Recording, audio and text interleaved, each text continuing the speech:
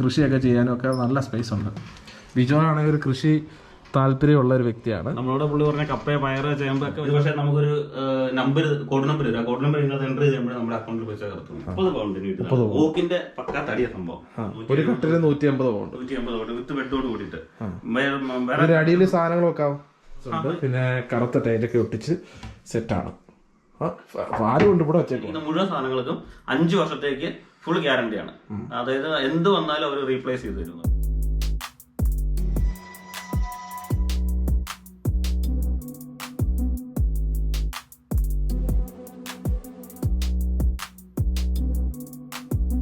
നമസ്കാരം, കൈപ്പൻ്റെ മറ്റൊരു വീഡിയോയിലേക്ക് എല്ലാ കൂട്ടുകാർക്കും സ്വാഗതം. നമ്മളിപ്പോൾ ഉള്ളത് നമ്മുടെ ബിജോ ഇപ്പോൾ വാടകയ്ക്ക് പുതിയൊരു വീട് എടുത്തിട്ടുണ്ട്. അപ്പം അതൊരു ഗ്രാമപ്രദേശത്താണ് ആ വീട്. അപ്പം അത്യാവശ്യം ഇവിടെ വാടകയും അത്യാവശ്യം കുറവാണ്. ഈ വീട് എങ്ങനെയാണെന്നുള്ളത് കാണാം. ഇതൊരു സെമി ഡിറ്റാച്ച്ഡ് ഹൗസാണ്.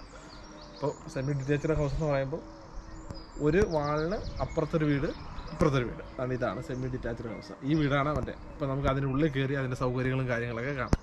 ഓക്കെ, വരുമ്പോഴേ നമുക്കിവിടെ കാണാം. എല്ലാ വീടിൻ്റെയും പ്രത്യേകതയല്ല, മസ്റ്റായിട്ട് വേണ്ട ഒരു കാര്യമാണ് വേസ്റ്റ് ബിന്നുകൾ.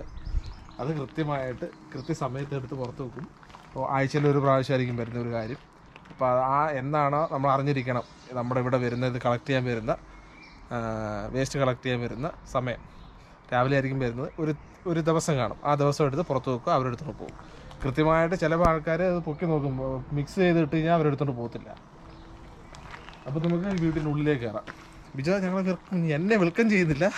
പിന്നെ കൈപ്പനെ വെൽക്കം ചെയ്യില്ല. അവന് ആദ്യമായിട്ടാണ് ഞാൻ സ്വന്തമായിട്ട് വാടകയ്ക്ക് എടുത്ത വീട്ടിലേക്ക് വരുന്നത്. ഇതിനു മുമ്പ് എൻ്റെ അടുത്ത് വന്നിട്ടുണ്ട്, പക്ഷെ അത് കമ്പനി വീട്ടിലായിരുന്നു. അപ്പം രാജേഷ് കൈപ്പിന് ഹാർദവമായി എൻ്റെ വീട്ടിലേക്ക് ഞാൻ സ്വാഗതം ചെയ്യുകയാണ്. കമോണ്ടാ മഹേഷേ, കമോൺ. കയറാൻ പോവാ. ഇതാണ് ബിജോയുടെ ഹൗസ്. അപ്പം നേരെ വരുമ്പോൾ തന്നെ ഒരു ചെറിയൊരു ഇടനാഴിയുണ്ട്. ഇതിന് മുകളിലോട്ട് കയറുന്ന സ്റ്റെയർ കേസാണ്. അത്യാവശ്യം നമ്മളുടെയൊക്കെ വീടിന്റെ സ്റ്റെയർ കേസ് എന്ന് പറയുമ്പോൾ ചെറുതാണ്. മിക്ക വീടുകളിലും പഴയ വീടുകളിലും വീതി കുറവാണ്. ഭയങ്കര ബുദ്ധിമുട്ടാണ്. 2 എണ്ണമൊക്കെ അടിച്ചിട്ട് വരുന്നവരാണെങ്കിൽ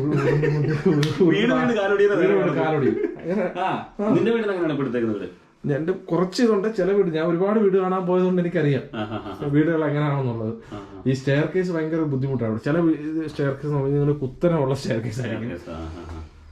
ഇത് പക്ഷേ എന്തൊക്കെ ഞാൻ ഒരു വീടും കണ്ടിട്ടില്ല. ആകെ കണ്ട ഒരു വീട് ഇതാണ്. അത് കിട്ടുകയും ചെയ്തേക്കുന്നത് പഞ്ചാബിയുടെ വീട്. തുടക്കം തന്നെ ഐശ്വര്യമാണ്. പിന്നെ നമ്മൾ വരുന്നത് ലിവിങ് റൂമിലോട്ടാണ് വരുന്നത്. ലിവിങ് റൂമിൽ വരുമ്പോൾ തന്നെ എന്റെ ജാക്കറ്റ് എടുത്ത് മാറ്റണേ.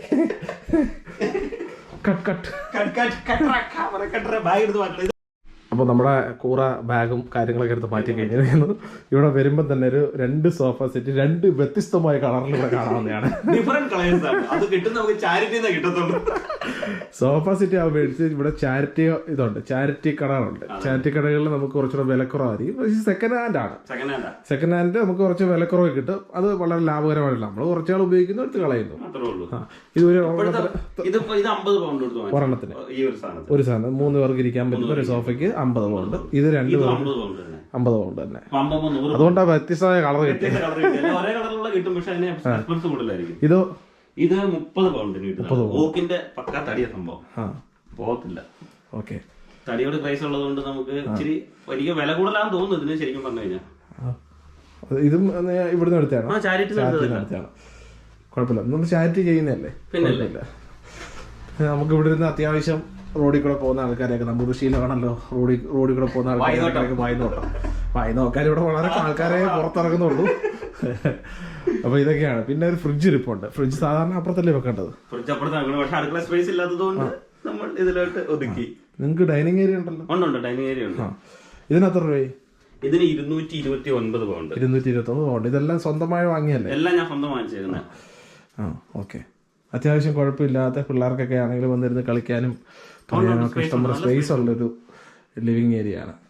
ഓക്കെ, അപ്പോൾ നമുക്ക് അടുത്ത നേരെ കിച്ചണിലേക്ക് സ്വാഗതം. ഇവിടെ ഒരു സ്റ്റോർ റൂം പോലെ ഉണ്ട്. ചെറിയൊരു സ്റ്റോർ റൂം ഉണ്ട്.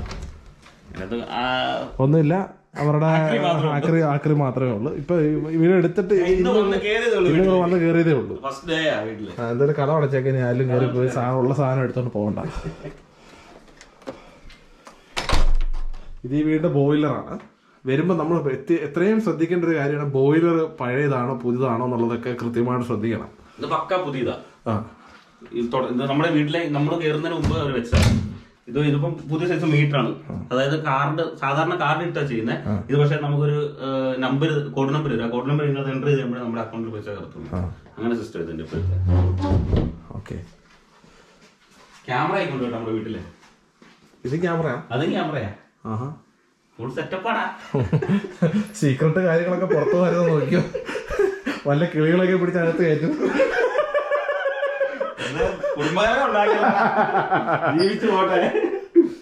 അതെ, ഇത് പിന്നെ ഇവിടെ ചെറിയൊരു കിച്ചണാണ്. പക്ഷെ നമുക്ക് കിച്ചൺ ഒരിക്കലും വലുതാനൊക്കെ നല്ല ചെറുതാണ്. നമുക്ക് നിന്ന് തിരിയാറ് സ്ഥലമുണ്ട്, സ്പേസ് ഇല്ല. എന്നാലും കുഴപ്പമില്ല. വാഷിംഗ് മെഷീൻ തന്നെ ഇവിടെ തന്നെ ഉണ്ട്. വാഷിംഗ് മെഷീൻ നീ തന്നെ വാങ്ങിച്ചു. എത്ര രൂപ?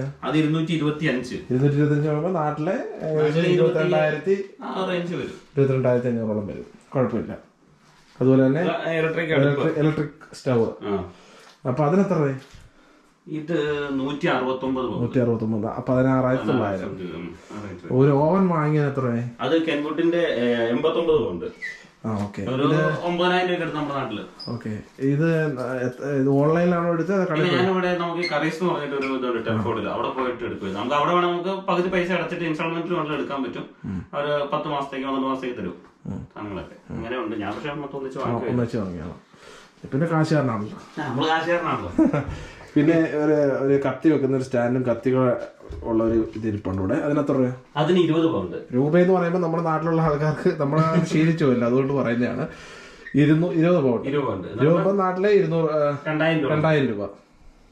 നമ്മുടെ നാട്ടിൽ 10 രൂപ 50 രൂപ 100 രൂപ കത്തി കിട്ടും. പക്ഷെ ഇതിനൊന്നും വലിയ മൂർച്ച കാണത്തില്ല. മൂർച്ച വെക്കാനുള്ള സാധനം ഈ കത്തിക്ക് മൂർച്ചയുണ്ട്. പക്ഷെ അത് രാകാനുള്ള അരവ് കൂടുതലുണ്ട്. ഓക്കെ, ഇങ്ങനെ കിച്ചണിലെ ഐറ്റങ്ങളാണ് ഇതൊക്കെ. ഒരു കെറ്റിലുണ്ട്. കെറ്റിലിന് എത്ര രൂപ? അതിന് 8 പൗണ്ടടാ. 8 പൗണ്ട് ലാഭമാണല്ലോ. ഭയങ്കര ലാഭം. ഞാൻ മേടിച്ച 19 പൗണ്ട്. 8 പൗണ്ട് കറീസ് വാങ്ങിച്ചു. പിന്നെ ഒരു കബോർഡ്സ് ഉണ്ട്. പിന്നെ കറുത്ത ടൈലൊക്കെ ഒട്ടിച്ച് സെറ്റാണ്. ആരും കൊണ്ട് ഇവിടെ വെച്ചേക്കുവാണോ? അത് ഫ്രിഡ്ജ് ചിരുമ്പല ഓൺ ചെയ്ത കറണ്ട് ചിരുമ്പല വന്നേ. അതിന് മുമ്പ് അതിനകത്ത് വെക്കണ്ടെന്ന് പറഞ്ഞിട്ട് 3 മണിക്കൂർ എങ്ങാണ്ട് കുത്തിയെടുക്കുന്നു പറഞ്ഞു.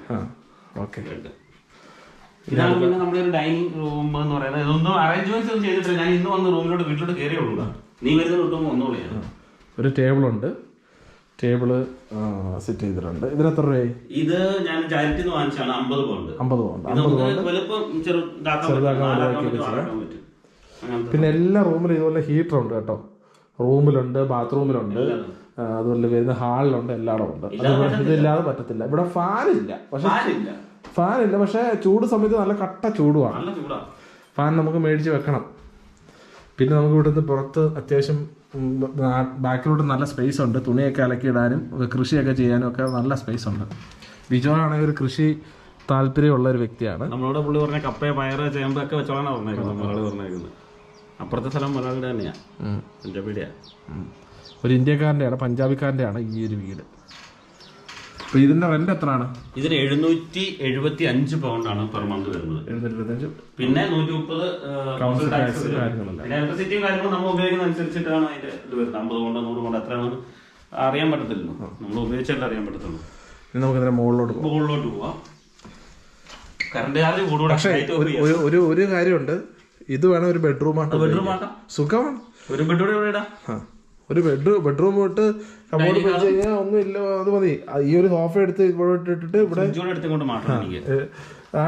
ആ സാധനം ഉണ്ടല്ലോ, മേശ എടുത്ത് ഇട്ട് കഴിഞ്ഞാൽ അവിടെ ബെഡ് ഇട്ട് കഴിഞ്ഞാൽ സെറ്റാണ്. ഒരാൾക്ക് ഇവിടെ കിടക്കാം.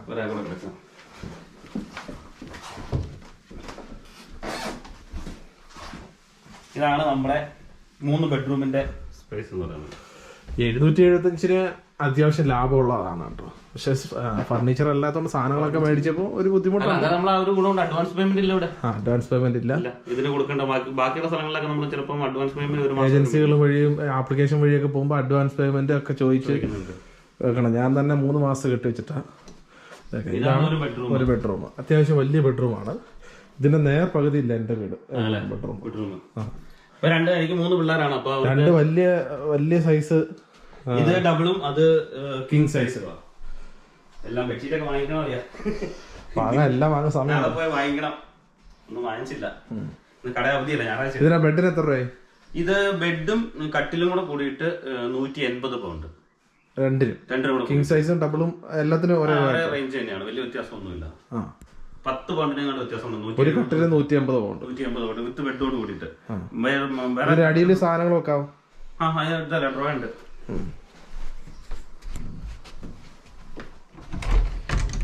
കുഴപ്പമില്ല. കമ്പോർട്ടിൻ്റെല്ലാം ഉണ്ട്.